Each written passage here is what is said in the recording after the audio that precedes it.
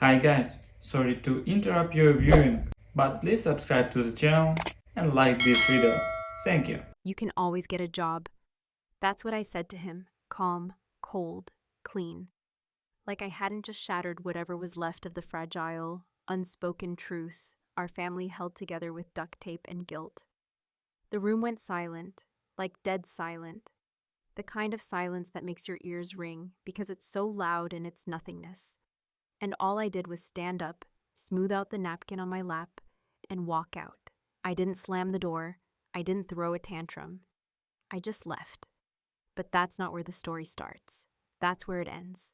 Let me take you back. Growing up, I wasn't abused. I wasn't neglected. I wasn't beaten or starved or screamed at. But somehow, that made it worse because my pain was quiet, overlooked, ignored, dismissed. And it started early, so early that by the time I was in middle school, I already understood my place in the family. Dependable, self-sufficient, low-maintenance Emily.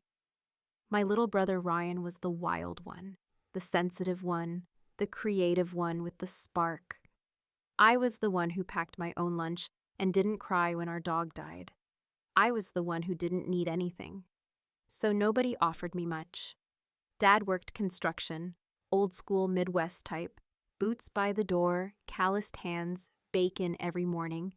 He wasn't cruel, not exactly, just limited. His emotions had a 30-second timeout clock. If you couldn't explain your problem before the microwave dinged, you weren't getting sympathy.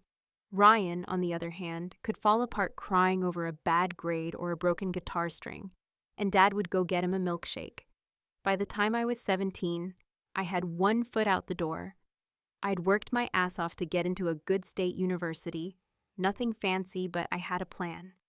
I was going to major in communications, maybe go into nonprofit work. I even had a college fund. My grandparents had started it when I was born. They were Depression-era savers, the kind of people who reuse Ziploc bags and cut mold off bread instead of tossing it. Every birthday, every Christmas, a little bit got tucked into that fund. And my parents promised me they were contributing too. I believed them. Why wouldn't I? I found out about the missing money 2 months before orientation. I came home from my job at the ice cream shop, smelling like sugar and dairy, like I always did that summer. And my mom was waiting in the kitchen. She wouldn't look me in the eye. She asked me to sit down. That's never a good sign. Dad wasn't there, but I could feel him in the room, like a ghost. They had used the money, all of it, the entire fund, not for medical bills, not to save the house, not for some life or death emergency. No, they'd spent it on Ryan, on studio time, on equipment, on a goddamn used tour van. My brother, 16 at the time, had convinced them he was the next big thing, and instead of telling him no, instead of parenting him, they bet my future on a SoundCloud page and a pipe dream. I stared at my mom, waiting for her to say it was a joke, that the money was in a different account, that she meant something else. But no. Her voice cracked when she said, "We believe in him." Like that was supposed to make me feel better. Like it wasn't a slap in the face. When Dad got home, he didn't even apologize. He stood by it. "You're smart," he said. "You can get loans, you'll be fine." He said it like I was asking for some luxury, like I wasn't owed the same investment they gave my brother. And the worst part? He really believed that was enough, that I'd just eat the betrayal and keep going, which, to be fair, I did. I didn't scream, I didn't cry. I packed my things, I signed my loan papers, and I left for school with a hole in my gut and a smile on my face, because that's what strong girls do, right? We don't collapse, we adapt. But something shifted in me that summer. A wire snapped and never reconnected. I learned that fairness wasn't guaranteed, not in families, not in life. And I learned that sometimes the people who say they love you the most are the ones who will gut you with a smile if it means keeping the peace for someone else. 2 weeks later, Ryan played his first gig at a local coffee shop. I showed up. I sat in the back. He didn't know I was there. And I watched him struggle through 3 covers and 1 original song that sounded like a Nickelback B-side. I watched him trip over lyrics, forget chords, apologize mid-set for being off. People clapped politely. I didn't. I slipped out before he finished. That was the night I realized. He wasn't talented. He wasn't terrible. He was just average, like most of us. But someone had told him he was a star, and they spent my future to make it true. And when I drove back to campus in my used car, with 372,000 miles on it, something in me settled. I wasn't angry. I was focused. I knew I'd never forget what they did, but I also knew they'd never get the chance to do it again. What came next wasn't dramatic. There were no fireworks, just years of grinding, years of swallowing my pride. Years of debt, ramen dinners, group projects with kids who didn't know what FAFSA was. Years of pretending I didn't care. And every time I made a student loan payment, I remembered my dad's words like a punchline to a joke I never asked to be part of. You'll be fine. Yeah, I was. But not because of him. Not because of any of them. I was fine in spite of them. And that's what they could never understand. College didn't feel like a new beginning. It felt like a job I wasn't getting paid for. While everyone else around me wore campus hoodies and took pictures in front of the dorm fountains, I was memorizing bus schedules and calculating how many hours I could work at the diner without falling behind on coursework. I didn't have the luxury of soaking in the college experience. I was there to get in, survive, and get out without drowning in debt so deep it would choke the next decade of my life.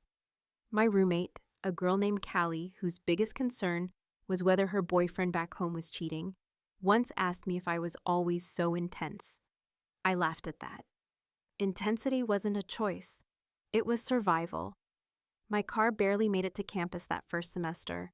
It was a sun-bleached '98 Honda Civic with duct tape on the rearview mirror and a heater that only worked if you banged the dashboard twice and said a prayer. I loved it like a war buddy. Every time it started, I whispered a thank you under my breath. I couldn't afford campus parking, so I parked 3 blocks away on a side street and walked, rain or shine, through slush or heat. My shoes would wear out, my coat was from Goodwill, but I kept moving. I didn't ask for help. Not from my parents, not from anyone. Because asking would have meant opening the door again, and I'd already closed it so tightly I wasn't sure I could ever pry it back open. Meanwhile, Ryan was becoming a local personality. Not because he was successful, but because he had a knack for attracting attention. He made YouTube covers, posted moody photos on Instagram of empty highways with poetic captions about the road, and somehow always managed to land gigs at breweries and art fairs. Our parents praised him like he'd already made it. My dad posted a photo once of Ryan tuning his guitar with the caption, "So proud of this young man chasing his dream." I had just pulled a double shift, served a table of drunk frat guys who called me hun, and missed a class presentation because the manager wouldn't let me leave early. I saw that photo on my break, eating a stale biscuit out of a napkin in the back alley of the diner, and something inside me just locked up. Not anger, not even jealousy, just a kind of dull ache that felt permanent. They never posted about me, not once. I got through my first year without failing anything. It was a blur of lectures, cheap coffee, and anxiety so thick it made my teeth ache. I made exactly 2 friends, Jasmine from biology, who was just as broke and overworked as I was, and Marco, a security guard who let me study in the quiet lounge when the library closed. They were both kind in ways my family had forgotten how to be. One night, Jasmine came with me to the emergency room because I had a kidney infection and no one else to call. She stayed until 3 a.m, held my bag while I threw up, and never once made me feel like a burden. I remember thinking that she felt more like family than Ryan ever did. And while I was patching myself together with caffeine and sheer willpower, Ryan was playing bars for tips, still chasing that dream like it owed him something. He didn't have a job. He lived at home rent-free. Mom made him sandwiches and posted his music links on Facebook. Dad called him a fighter. I watched from the outside as they coddled him, encouraged him, told him the world was just waiting for him to be discovered. No one ever told me I was special. I was capable. That was the word they used. capable, like a machine that doesn't complain when the motor's running too hot, just keeps going. I came home the summer after sophomore year and found out they'd helped him buy new recording software. Over $700. When I asked where that money came from, Mom said something about their tax return and how Ryan really needed the boost. I wanted to laugh. I was eating rice and beans 3 nights a week and hadn't bought new shoes in 2 years, and they were buying him audio plugins like it was a necessity. Dad just shrugged. He's trying to build something, Em. You've already got your life in order. As if that life hadn't cost me every spare ounce of energy I had. That summer, I barely spoke to any of them. I worked at a local bookstore during the day and bartended at night. I saved every dollar I could, paid down a chunk of my loan principal, and avoided dinners where Ryan would brag about a label meeting that was really just some guy from Craigslist who ran a basement studio. They all pretended like it was real, like it meant something. I stopped correcting them. Let them have their fantasy. I had reality. By the time I graduated, I had over $38,000 in student debt.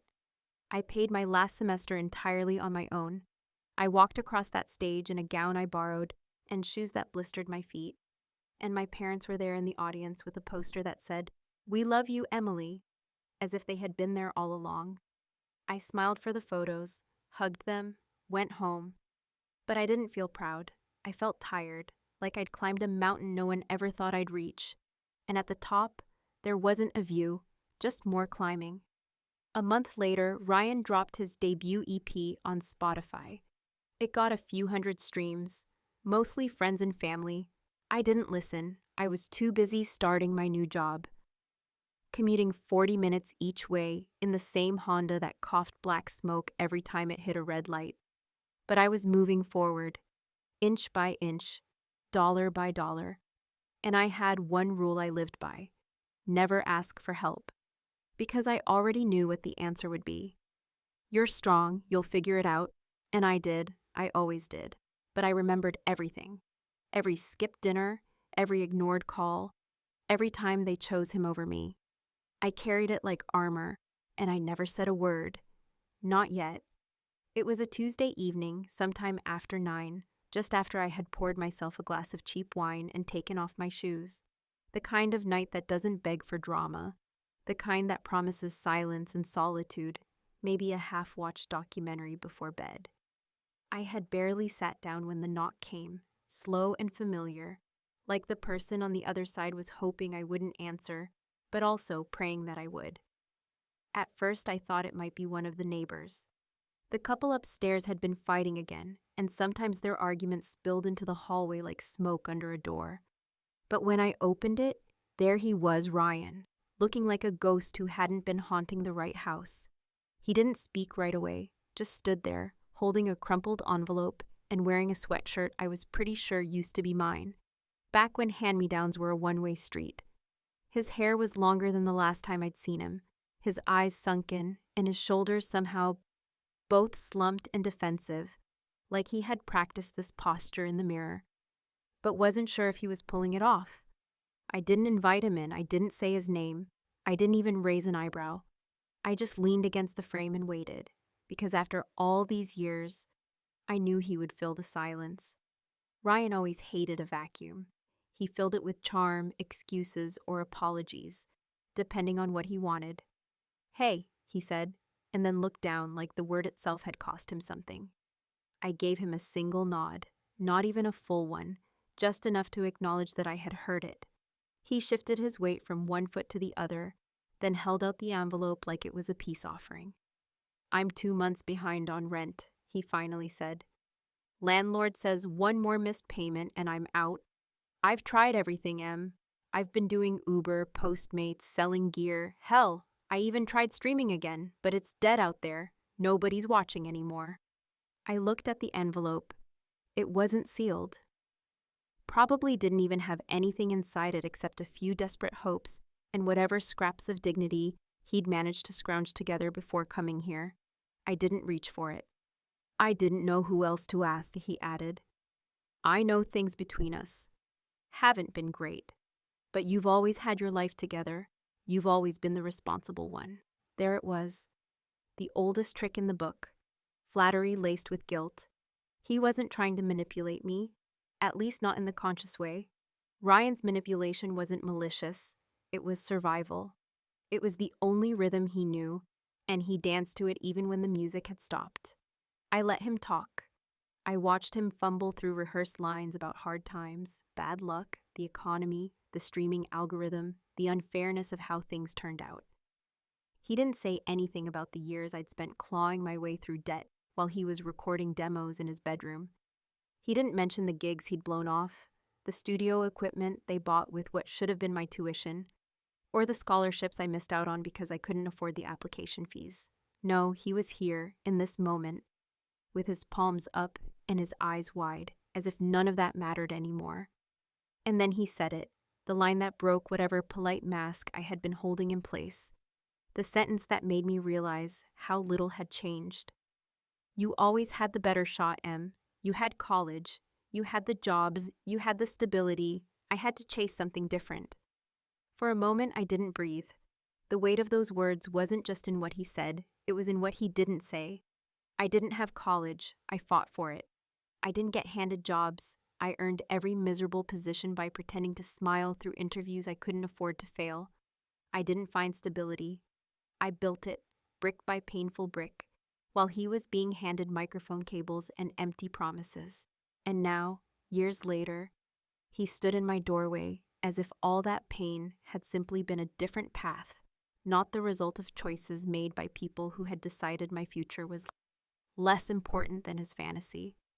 I took a long sip of my wine. It wasn't even good wine. Just dry and bitter enough to feel appropriate.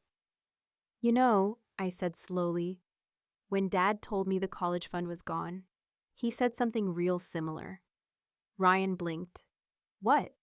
I nodded. He said I'd be fine, that I could take out loans, that I'd figure it out. And I did, Ryan. I did figure it out. I worked, I hustled, I starved a little, cried a lot, and I made it work. So maybe now it's your turn to figure it out. His mouth opened slightly, like he wanted to respond, but no words came. I walked back into my apartment, grabbed my wallet off the counter, and pulled out a 20.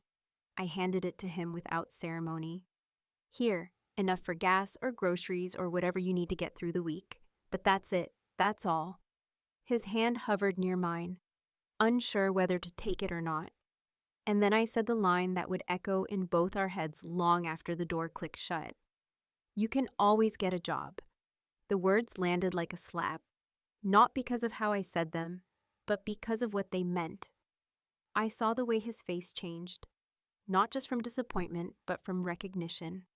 For the first time, maybe in his whole life, he realized I wasn't the backup generator anymore. I wasn't the fallback plan. I wasn't going to patch up the hole he'd punched through his own safety net. He took the 20. He didn't say thank you. He turned and walked down the hall, and I watched him go without feeling triumphant, without bitterness, without anything at all, really, just empty. When the door closed behind me, I didn't cry, I didn't scream. I just stood there, glass in hand, staring at nothing, because I knew what came next. He would tell them, and the silence wouldn't just be at my door. It would come crashing down over the whole family like a wave nobody saw coming. The fallout didn't come in a storm. There was no screaming voicemail, no text thread explosion, no family-wide intervention orchestrated with tearful pleas and too much lasagna. It came instead like rust on an old pipe, slow creeping, impossible to ignore once you noticed it, and somehow already everywhere by the time you realized something was wrong. The silence wasn't immediate, but it settled quickly and heavily, like wet wool draped over your shoulders on a cold morning. And it started the same way these things always do, with a phone call from Mom. Her voice was soft at first, tiptoeing between concern and accusation, like she wasn't quite sure which emotion she was supposed to be performing. She didn't ask how I was or what had been going on in my life. She started the conversation with a breathy practice line. Ryan said he came by, just like that. No inflection, no warmth. A simple statement, as though my brother hadn't just wandered into my life again, like a stray dog looking for shelter, tail down, eyes wide, full of hunger and forgotten apologies. I didn't respond right away. I let the silence do the heavy lifting because in our family, silence had always been a language of its own. I could hear her shifting on the other end, probably sitting at the kitchen table, twisting a paper towel in her lap like she used to when she was avoiding the real conversation. Eventually, she sighed and tried again. He told us what happened, about the money, that you turned him away. This time I did laugh, not because it was funny, but because it was so absurd that I couldn't help it. Turned him away? As if he'd shown up at my door like a noble soldier, down on his luck, but full of integrity, and I'd slammed it in his face for no reason other than pettiness. I imagined the version of the story he'd told them. How he must have painted himself as the struggling artist, barely clinging to dignity, only to be met with cold, hard cruelty from his sister, who had made it and now couldn't spare a dime. He left out a few details, I said quietly, and Mom jumped on it immediately. Emily, she said, like my name was a reprimand. He's going through a rough time. He's trying his best. Trying, that word again. It had followed Ryan around like a protective charm his entire life. He was always trying. Even when he wasn't actually doing anything at all, the effort was implied, assumed, embedded into the very structure of his identity. And somehow, the fact that he hadn't given up, no matter how reckless, entitled, or ill-prepared he was, made him worthy of endless grace. But when I had struggled, when I had scraped together quarters to do laundry or rationed instant noodles to stretch a grocery budget, it hadn't been framed as trying. It had been expected, unremarkable, invisible. I went through a rough time too, I said, keeping my voice even, though my heart was beating like a drum against my ribs. But no one showed up with envelopes or sympathy back then. There was a pause, then a soft inhale. You never asked. And there it was, the line that had been waiting in the shadows for years, ready to spring forward and gut me without warning. You never asked. The implication being that if I had just spoken up, if I had just cried a little louder or begged a little harder, maybe they would have seen me. But I shouldn't have had to ask. That was the whole point. Love isn't a loan you have to qualify for. Family isn't supposed to be a performance review where you present your case and hope they see your value. I didn't ask, not because I didn't need help, but because I already knew what the answer would be. And I'd been right. I didn't yell, I didn't cry, I said goodbye, hung up the phone, and sat alone in my apartment for a long time afterward, watching the shadows shift across the floor as the sun dipped below the horizon. That night, I didn't sleep. I lay awake thinking of every moment I had bitten my tongue, every time I'd accepted less, so Ryan could have more. Every time I told myself it didn't matter, that I was stronger, that it would all even out in the end. But it hadn't evened out. It never would. And now, because I'd finally stopped carrying him, I was the villain. Word spread quickly after that. Family dinners were canceled, group chats went quiet, and birthday cards stopped arriving in the mail. A few cousins reached out, not to support me, but to check in, their messages loaded with passive-aggressive concern. One of them even asked if I had been under a lot of stress lately, like telling my brother to stand on his own 2 feet was some kind of breakdown. I didn't respond. I didn't owe them explanations, and I sure as hell wasn't going to beg for understanding from people who had never bothered to see me in the first place. Weeks passed. The silence deepened. Then one afternoon, an envelope arrived in my mailbox. No return address. Inside was a short, handwritten note from Mom and a photo, Dad sitting in a hospital bed, pale and tired, his eyes unfocused. The note was simple. Your father wants to talk before it's too late. I stood there in the hallway, the note trembling slightly in my hand, and felt absolutely nothing. No panic, no urgency.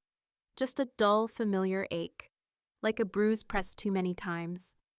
I hadn't spoken to Dad in nearly a year. Our last conversation had ended with him praising Ryan's resilience and suggesting that maybe I should try to be more supportive. Supportive of what exactly? His delusions? His inability to grow up? His belief that he could fail upwards forever and still land softly on the backs of those who had built something solid. That night, I sat with the photo on my coffee table and stared at it until the faces started to blur. I didn't know what the right move was. Part of me wanted to throw it away, to let them sit in the silence they had helped create, to show them what it felt like to be abandoned without ceremony.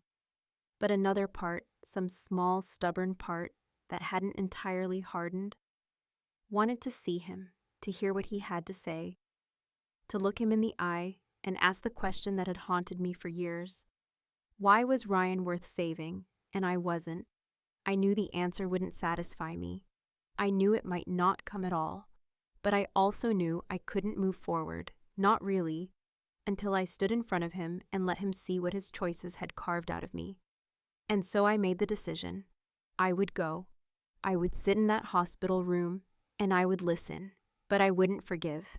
Not yet. Maybe not ever. The hospital smelled like bleach and boiled carrots. That sterile, institutional kind of scent that settles into your nostrils like a warning. It was the kind of place where time didn't move in minutes or hours, but in the slow drip of IV bags and the buzz of overhead fluorescence. I hadn't been inside this building since I was in high school, when Ryan broke his wrist falling off a skateboard he'd borrowed without asking. I remembered sitting in that same waiting room, watching Dad hold Ryan's good hand and whisper that he was strong, that the pain was temporary, that everything would be okay. No one had whispered those things to me when I came home from my double shifts, barely able to keep my eyes open, or when I was curled up with a heating pad in my dorm because I couldn't afford medication. But of course, my pain was different. It was the invisible kind, the kind people only believe in once it bleeds out into something loud and ugly. I took the elevator to the 3rd floor, the one labeled cardiac observation, and walked past a row of nurses who barely glanced at me. When I reached his room, the door was cracked open, and I saw him through the slit. A man smaller than the one I remembered, slouched against the bedpillows, his face pale and sagging in a way that made him look like a poorly drawn version of himself. There was a nasal cannula resting under his nose, tubes snaking out from his arm into a machine that beeped softly every few seconds. For a long moment, I didn't move. I just stood there in the hallway, unsure what I had come for. Closure, revenge, or just confirmation that the distance I had placed between us was deserved. He didn't look up when I entered. In fact, it took a full 10 seconds before he realized I was even in the room. And when his eyes finally met mine, they didn't light up with relief or remorse. They simply acknowledged me, like I was a nurse or some distant cousin he hadn't expected. That, more than anything, stung. "Emily Cab," he said, his voice rough like gravel dragged across pavement. "I figured you'd come." I sat down in the chair beside the bed, but didn't respond. I watched the way his chest rose and fell, slow and labored, the way his fingers trembled as he reached for the plastic water cup on the tray beside him. He took a sip, then stared out the window at the parking lot below, as if searching for something to say in the rows of parked cars. "They tell me it's not a heart attack exactly, Tom," he muttered. "Something to do with stress, or cholesterol, or age, who knows?" I folded my arms across my chest. "And you wanted me to hear that in person." He glanced at me then, his eyes narrowing just slightly. "I wanted to see you before anything worse happens." I waited. I had no intention of making this easier for him. I wanted to know if he would offer it freely, the apology I had never asked for but always deserved. "You're angry," he said, not as a question, but as a statement made with the weary certainty of someone who had known it for years, but chosen to ignore it. "Yes," I replied, my voice calm but firm. "I have been for a long time." He nodded slowly, as if agreeing with something he'd known was true, but hadn't allowed himself to say out loud. "I didn't handle things right. With the college fund, with Ryan, I know that now." "Do you?" I asked, leaning forward slightly. "Because I've been waiting a long time to hear you say those words, and they still don't sound like an apology." He sighed deeply, the kind of sigh that comes not from regret, but from exhaustion. You always were stronger than him. I thought, maybe you didn't need it as much, that you'd be okay, and you were. You made it. I made it, I said bitterly. But not because of you. Not because of any of you. I made it because I had to. Because there was no other choice. Because every door that was held open for him was slammed shut in my face. There was a long pause after that. A silence that filled the room like smoke. He didn't argue. He didn't defend himself. And that should have felt like a victory, but instead it just felt like standing in the ruins of something that was never built right to begin with. I guess I thought love looked different, he said finally, his voice almost a whisper. Thought being hard on you meant you'd grow up strong. Thought spoiling him meant he'd find his way. He didn't, I replied. He's still wandering around hoping someone else will fix it. He turned his face away from me then, toward the wall, and I saw the line of his jaw tighten. I realized, with a kind of dull clarity, that he still believed in Ryan, even now. That even from a hospital bed, with machines keeping his heart in check and his breath steady, he would always choose to defend the son who disappointed him over the daughter who had quietly survived everything he threw her way. I stood up. You know, I said, adjusting my coat, when Ryan showed up at my door asking for help, I gave him $20, that's all. He looked like he expected me to save him. Dad didn't respond. His fingers twitched against the bedspread. And I told him the same thing you told me, I continued. You can always get a job. He flinched slightly, as if the words hit something raw. I took a breath, then said the thing I hadn't known I needed to say until it was out of my mouth. I wasn't stronger, Dad. I was just alone. That got his attention. He looked at me fully then, and there was something in his eyes I hadn't seen before. Not regret exactly, but a flicker of comprehension, like he had finally done the math and realized how much it had cost me to be the one who never asked, who never needed, who never got. I didn't wait for him to say anything else. There was nothing left I wanted to hear. I walked to the door, paused for only a second, then opened it. Ryan was sitting in a chair down the hall, his hoodie pulled up, earbuds in, leg bouncing nervously. He looked up when I passed, like he expected me to say something, maybe an update, maybe a kind word, maybe an olive branch. I met his eyes and nodded once. You can always get a job, I said again, the phrase simple, final, stripped of rage but heavy with everything I had carried for far too long. He just stared at me, and I walked out of the hospital without looking back. I don't know if that made me a villain in their eyes. Maybe it did. Maybe I'll be the bitter sister, the one who couldn't forgive, the one who let a grudge poison everything. Or maybe I'll just be the one who finally said no. Maybe, for once, that's enough. I slept that night, not well, but better. And in the quiet space between dreaming and waking, I realized something I hadn't been able to say aloud. Sometimes, justice doesn't look like revenge. It just looks like silence, like walking away, like not answering the phone when it rings.